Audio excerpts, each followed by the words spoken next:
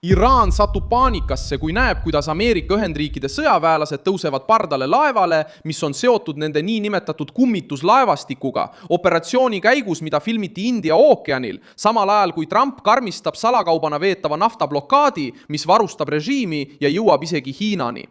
Reedel 5. juunil 2026 näitab Vina MT-le lähenemine, et Washington ei räägi ainult sanktsioonidest.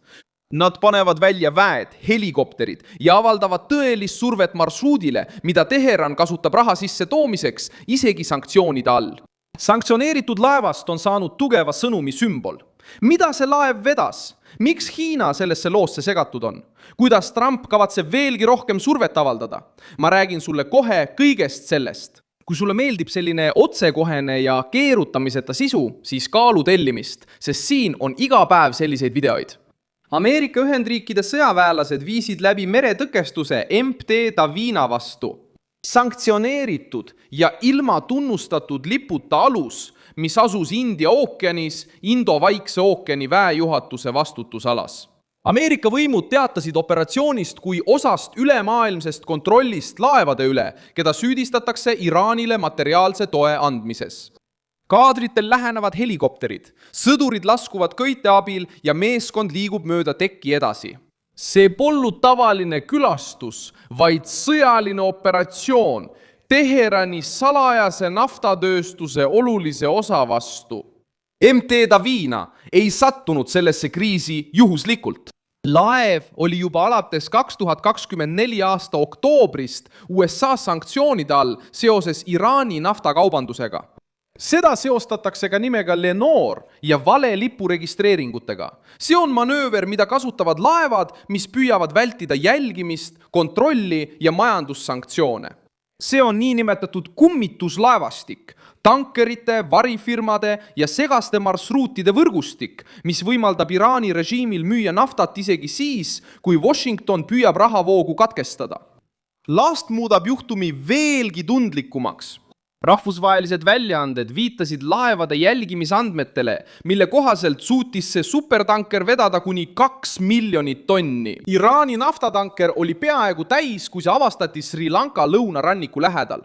Just siin saab operatsioon poliitilise kaalu. Kui laev oli seotud Iraani naftaga ja liikus Hiina varustamisahela loogika järgi, siis pole see lähenemine suunatud ainult Teheranile. See puudutab ka Pekingit, mis on selle alternatiivseid teid pidi müüdava nafta peamine sihtkoht. Trump kasutab seda meresurvet, et võtta Iraanilt rahaline hapnik. Režiim vajab naftat, et toetada oma sõjamasinat, rahastada liitlasi, säilitada piirkondlikku mõju ja vastu pidada sanktsioonidele. Kui Ameerika Ühendriigid lähevad sanktsioonide all olevale laevale keset India ookeani, sõnum jõuab ettevõteteni, kes varjavad kauba päritolu, ostjateni, kes aktsepteerivad kahtlast dokumentatsiooni ja valitsusteni, kes teesklevad, et nad ei näe skeemi toimimas. Teheran reageeris püüdes näidata jõudu.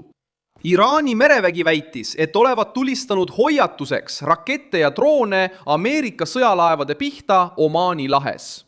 Süüdistades Ameerika Ühendriike mereliikluse segamises ja kaubalaevade ründamises.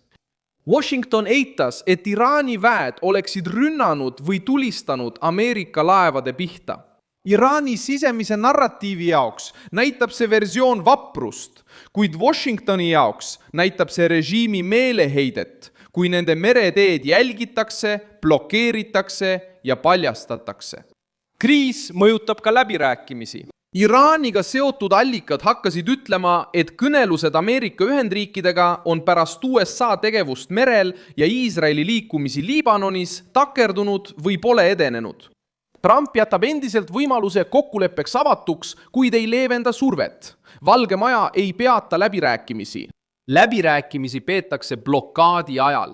Sanktsioonid kehtivad, laeva pardale minnakse ning Iraani režiim tunneb iga vastupanupäeva hinda. Pentagon on juba merel oma reageerimist suurendanud. Mõni päev varem teatas Ameerika Ühendriikide keskväe juhatus, et Ameerika lennuk peatas laeva Lion Star Omaani lahes. Pärast enam kui 20 eiratud hoiatust, kui prooviti Iraani sadamasse suunduda, rikkudes blokaadi. Laev tabati masinaruumis, et takistada selle edasiliikumist, ilma et see muutuks üldiseks rünnakuks meeskonna vastu. See detail näitab mustrit. Washington üritab peatada voogu, mitte alustada kontrollimatut mereväesõda. Kui laevad peatuvad, langeb tulu. Kui tulu langeb, kasvab sisemine surve. Kui Hiina peab selle nafta kättesaamiseks rohkem maksma, muutub kogu võrgustik kallimaks ja riskantsemaks. Operatsioon MT Davina vastu näitab seda täpselt. Režiim ehitas välja marsruudi sanktsioonidest pääsemiseks ja Trump hakkab seda marsruuti strateegilise sihtmärgina käsitlema. Iisrael siseneb sellesse pilti teist teed pidi. Rahvusvahelised raportid näitasid, et Iisraeli sõjaväelased ja luureagendid tegutsesid Aserbaidžaani sõja ajal Iraani vastu Iraani piiri lähedal. Missioonidel, mis olid seotud jälgimise, droonide ja teabe kogumisega. See detail suurendab Teherani ümberpiiramise tunnet. Merel katkestavad Ameerika Ühendriigid nafta ekspordi tee. Piirkonnas tugevdab Iisrael luuretegevust ja vähendab operatiivset kaugust Iraani sihtmärkide suhtes. Režiim mõistab, et surve ei tule enam ainult ühest suunast. Iraani reaktsioon näitab ebamugavust, sest MT Davina tähendab enamat kui lihtsalt laeva. See esindab majandusliku ellujäämise mudelit, mida Teheran kasutab sanktsioonidest kõrvalehoidmiseks. Laevad ilma selge liputa, alternatiivsete nimedega, raskesti jälgitavate lastidega ja ostjad, kes on valmis riski võtma, moodustavad süsteemi, mis toimis kaua aega, sest paljud vältisid probleemiga avamerel tegelemist. Piltide detailid muudavad nähtamatu sanktsiooni konkreetseks stseeniks. Paljud inimesed kuulevad blokaadist, kummituslaevastikust ja salakaubandusest, kuid ei näe, kuidas see tegelikult toimib. See lähenemine näitab hetke, mil poliitika muutub tegevuseks. Helikopterid õhus, sõjaväelased laskuvad tekile ja sanktsioneeritud laeva kontrollitakse Lähis-Idast kaugel asuvates vetes. Sanktsioon ei jää enam paberile, vaid ilmub merel. Iraani režiim võib ähvardada kriisi viia India ookeani, Punasesse merre, Bab-el-Mandebi väina ja isegi Vahemerre. Kuid see ähvardus paljastab ka Teherani sõltuvuse tundlikest mereteedest. Mida rohkem Iraan kriisi levitab, seda enam õigustab see Ameerika kohalolekut. Mida rohkem ta laevu ähvardab, seda rohkem avab see võimalusi blokaadiks. Mida rohkem ta kasutab kummituslaevastikku, seda rohkem annab ta põhjust keelustamiseks. Donald Trump kasutab seda vastuolu ära survega, mis ei pea Iraani retoorikalt luba küsima. Nüüdsest on oluline teada, kas MT Davina last konfiskeeritakse, kas uusi ettevõtteid karistatakse ja kas Hiinat survestatakse otseselt, kuna ta võtab vastu Iraani naftat paralleelsetes võrkudes, samal ajal kui Iisrael jätkab luuretegevust Iraani territooriumi ümbruses. Mina olen Milson Alves, rahvusvaheliste suhete asjatundja ja minu eesmärk on hoida sind iga päev tõega hästi informeerituna. Uudiste lingid on video kirjelduses. Pane sellele videole like, telli kanal ja vaata lõpus kindlasti kommentaare, et olla veelgi paremini seotud Milson Alvesi kogukonnaga.